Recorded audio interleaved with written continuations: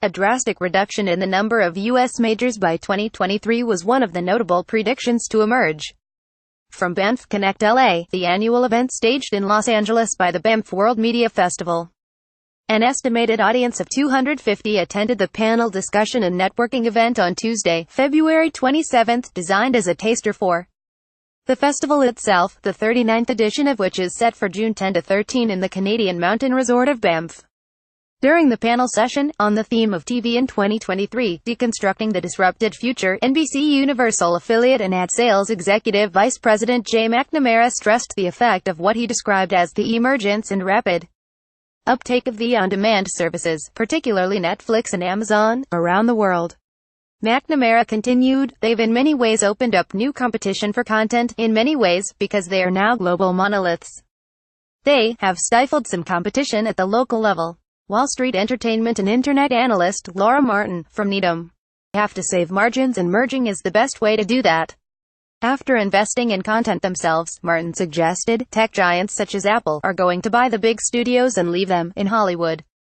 They will spend 3 to 5 years wasting tens of billions of dollars, which we on Wall Street will give them at almost no cost, and then they'll figure out this is really hard.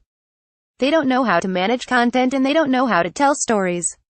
The drama boom that has largely been driven by streamers and tech giants has an economic unsustainability about it, argued Sean Cohan, President, International and Digital Media at AE Networks.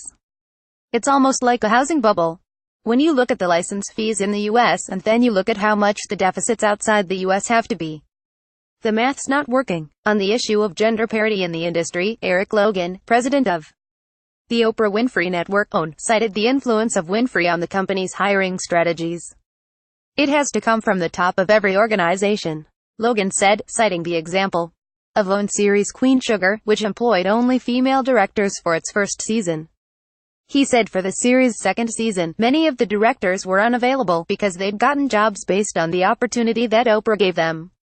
Sherry Liu, vice president of business development at multi-platform media company Awesomeness, suggested that diversity is now becoming commercially necessary as well as desirable.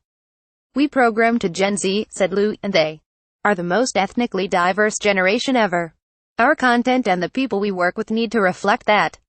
In an interview before the Los Angeles event, Jen Kuzmic, the recently appointed executive director of the Banff World Media Festival, said that this year the festival will for the first time stage a handful of screenings of U.S., Canadian and international series. Festival is also working for the first time with UK Trade Body Pact to bring a group of British producers to Banff. Kuzmic said the festival, which has a reputation as a relatively intimate event with only around 1,500 attendees, is open to strategic growth as it evolves in the peak TV era. "Yes, we're going to need to grow," she said, "but it's controlled growth.